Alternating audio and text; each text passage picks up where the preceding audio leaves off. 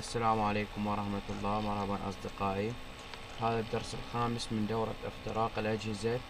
آه، طبعا بعد ما تعلمنا انه ننشئ حساب نو اي بي ونكون هوست ونعمل اتصال في بي ان ونفتح البورتات الجدار الناري.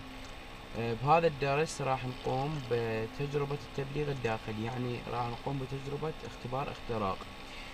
نجي نفتح البرنامج.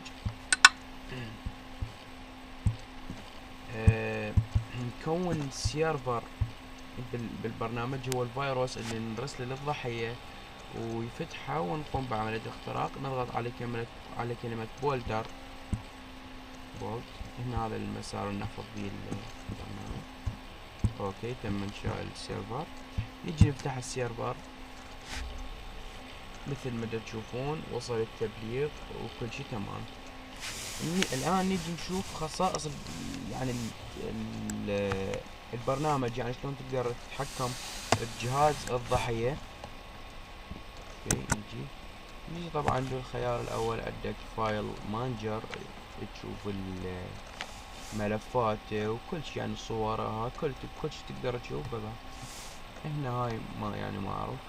هنا هاي الريموند ديسكتوب، وتشوف سطح المكتب مثل ما جاي تشوفون. هسه تشوفون جاي فاتح وهو ظاهر على سطح المكتب.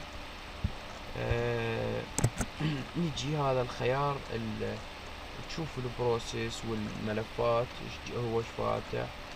الريجستري هذا الكيلوجر، يعني فتحه وتشوف هو ايش كاتب الضحية، اي الباسوردات، يعني ايش كاتب محادثات اي شي. هنا الاوبن شات، تفتح محادثة بينك وبين الضحية مثل ما تشوفون. هاي المحادثة بينك وبين الضحية. هنا ايش تكتب، شوفوا طلع عند الضحية.